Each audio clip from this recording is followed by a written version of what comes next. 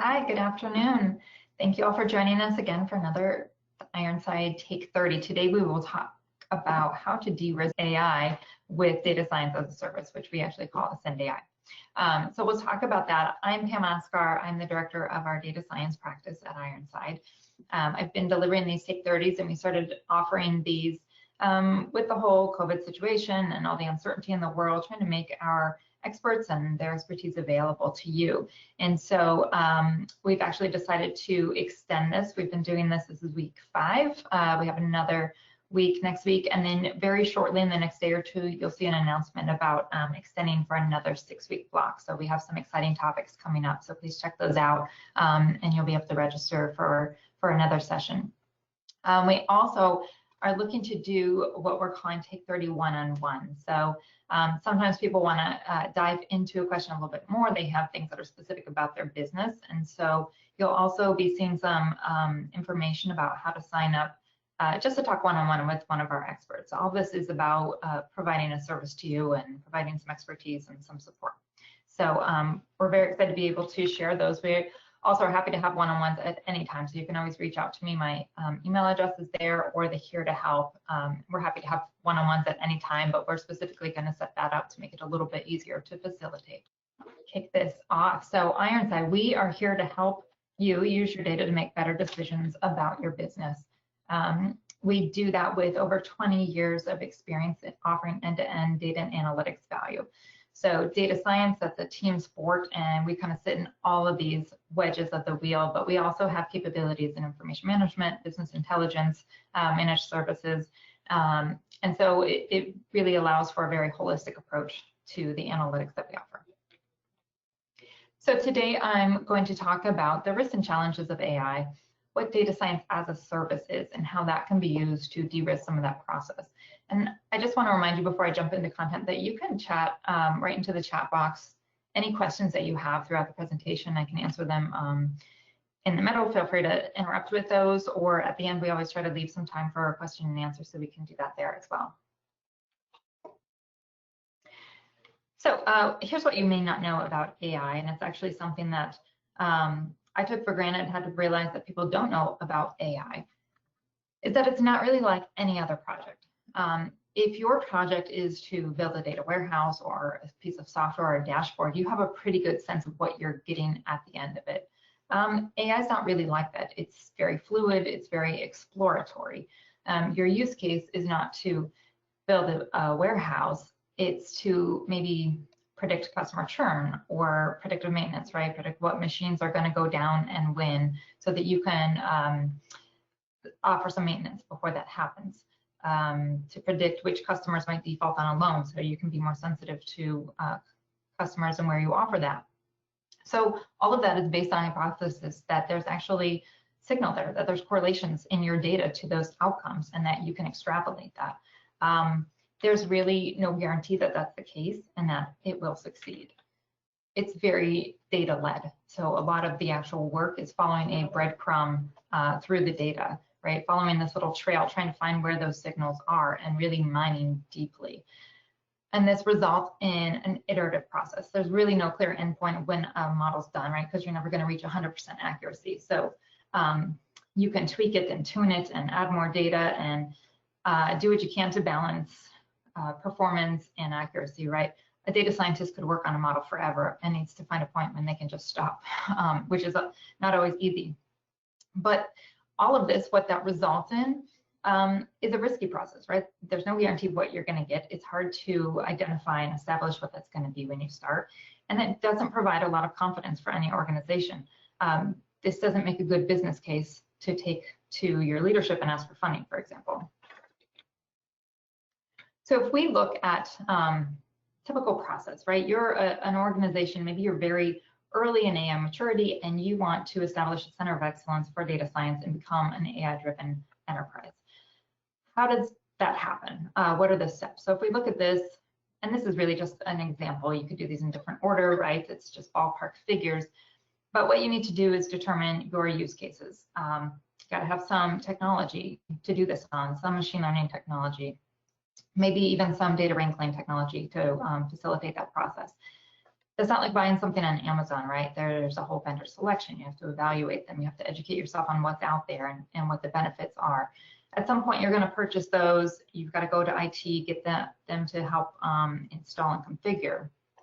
You're going to hire a data scientist at some point, at least one, to get started, right? That data scientist is going to go back to IT, with pizza in hand probably, and ask for some dedicated space and some access that nobody else probably gets access to for the data, conduct some pilots. And then I have data engineer on here and experienced designer. Those might be nice to have hires, but really critically valuable. I really, really value having experienced designers on my team for data science, which we can get into in another session, but great to have. And then eventually you're going to deploy a model. Once you deploy it, it's not a finished product like a piece of software. Something you've got to monitor and tune and maintain it and care and feed for it long term. So what all this looks like is at least 12 months. And I've shown this to a lot of organizations who've actually been through this process. And I say, yeah, it's pretty, that's pretty conservative. It might actually be 18 to 24 months. It's a big price tag in capital expenses. This is something that Ironside has done repeatedly and successfully with a lot of clients. But you can see where some people at the very beginning might feel a bit daunted by this, because here's the kicker and the challenging point, and then I'll promise to get more optimistic with this. It's been estimated that up to 90% of models that are built never get deployed, which means you go through this entire process and get zero ROI from it, right? Because that ROI comes after you've deployed it, after it's back into your business and you're getting value from it. So again, that introduces a lot of risk and not very much confidence in moving forward. Before I start talking about how data science as a service can de-risk that and help with everything I just talked about, I just want to show you a traditional approach of data science services that will help contrast it and give you a better sense of what it is. So everything in the blue is you and your organization.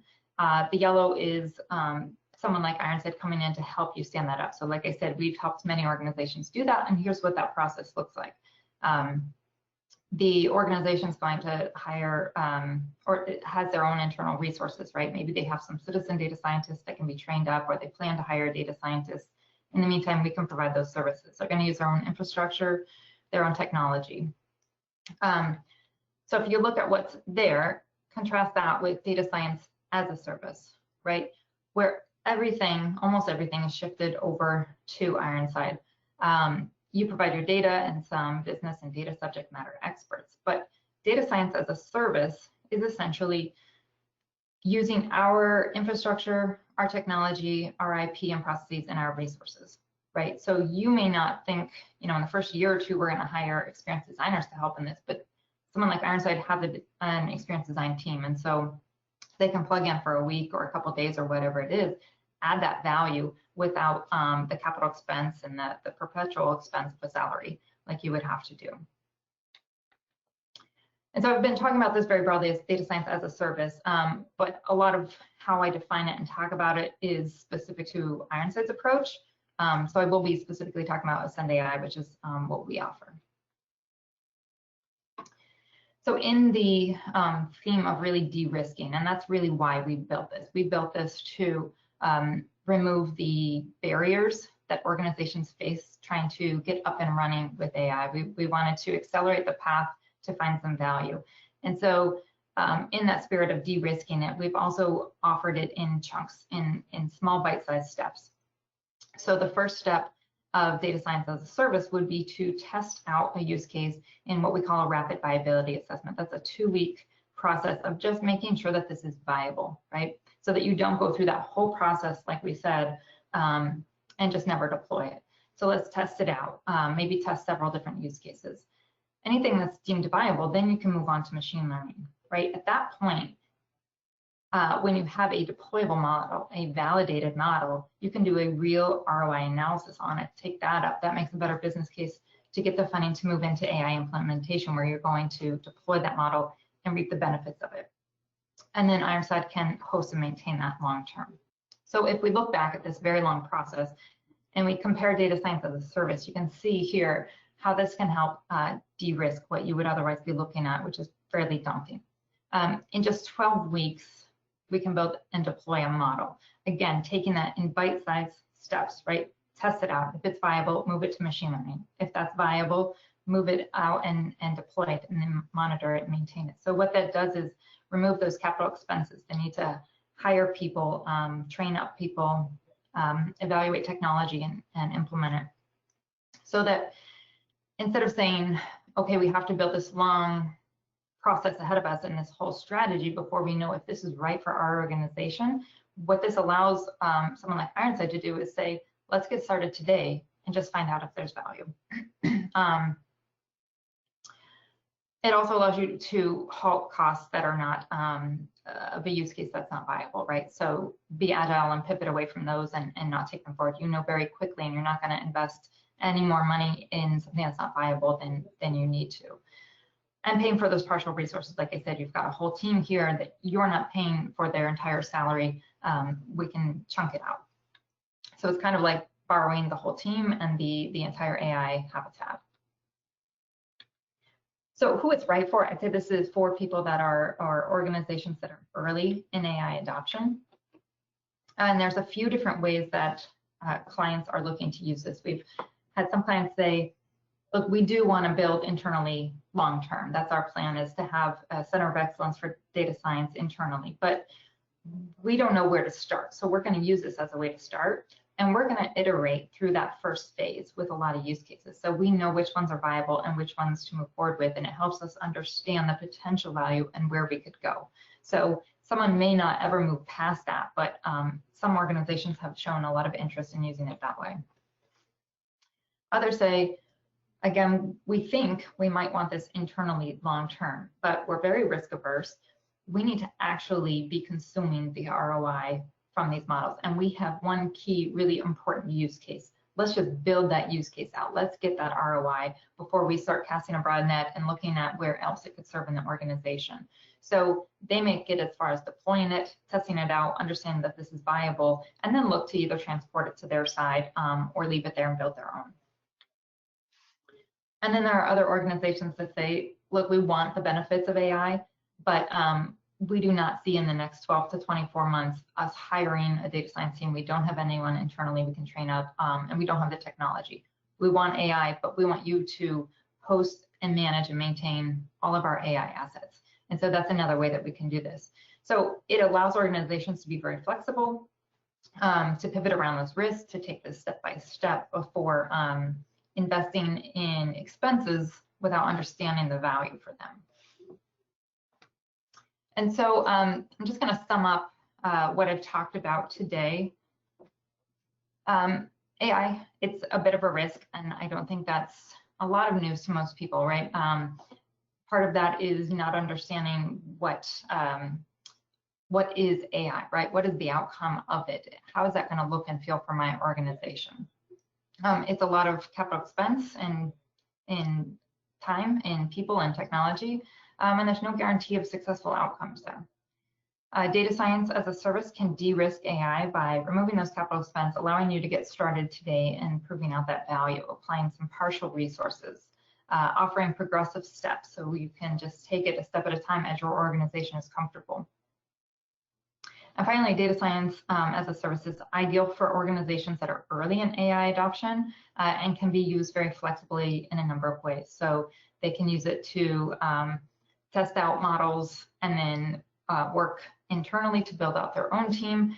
It can be used more long-term to actually deploy and host and maintain everything. So, so very flexible options. And I apologize, I've been talking and haven't checked for questions or chats.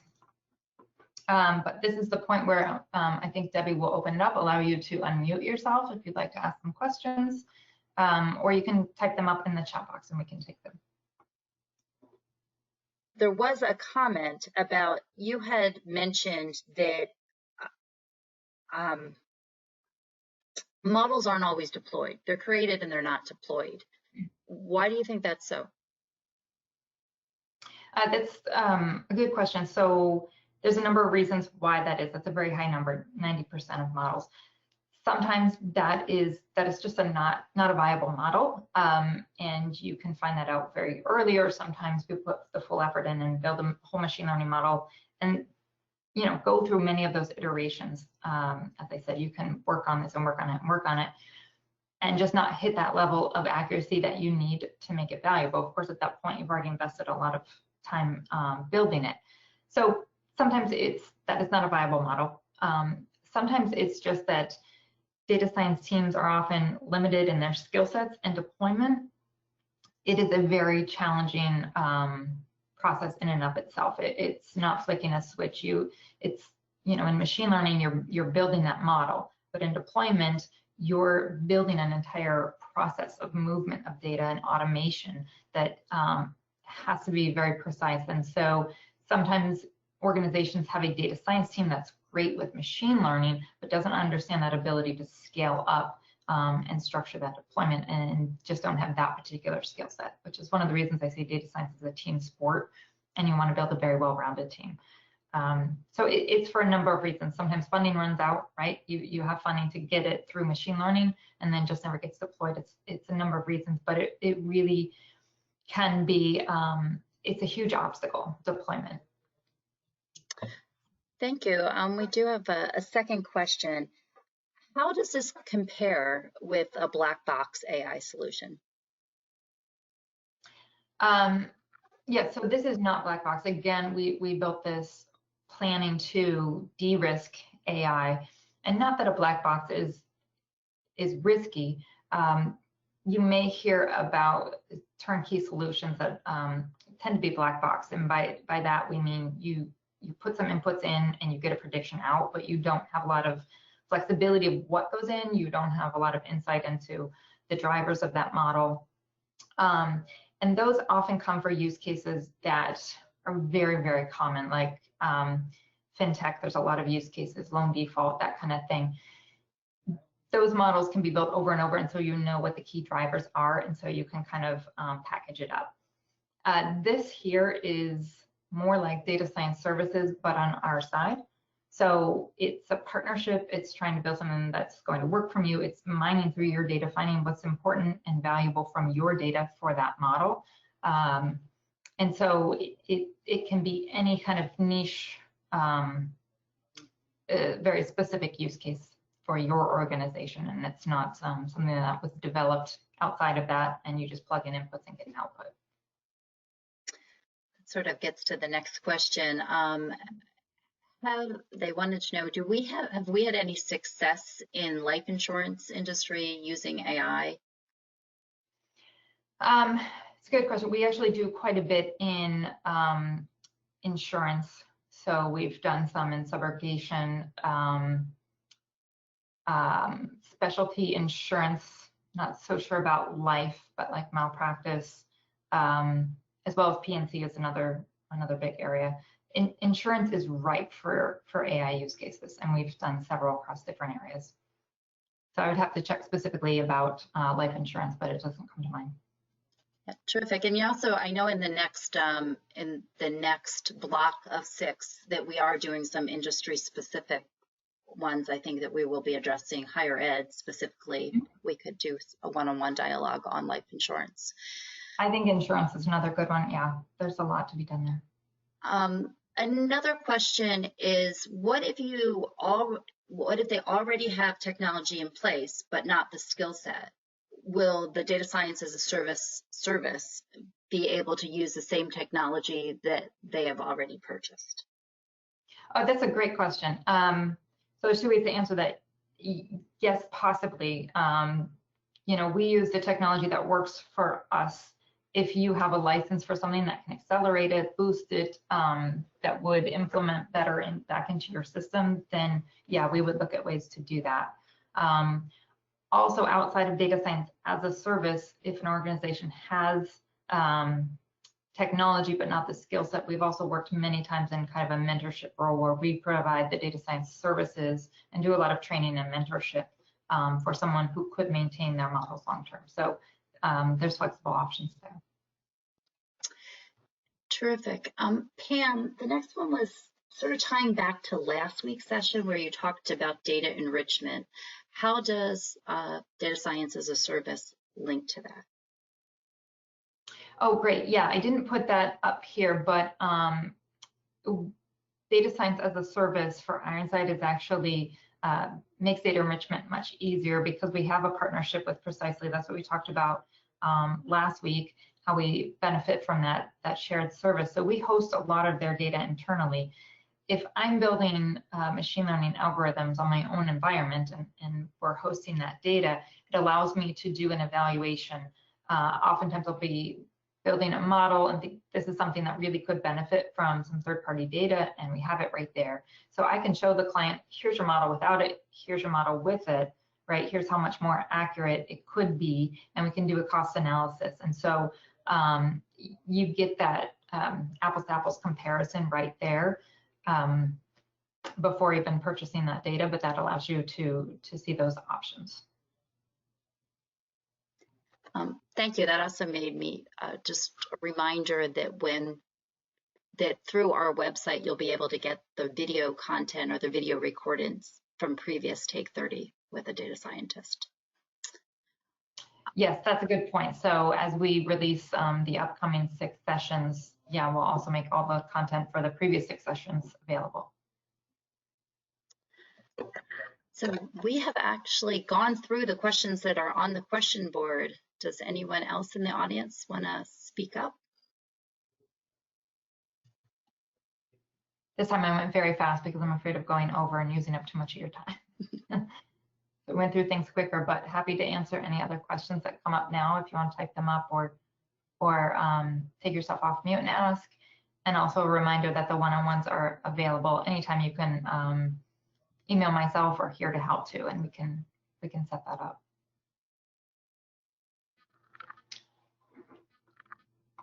Just check if there's anything else.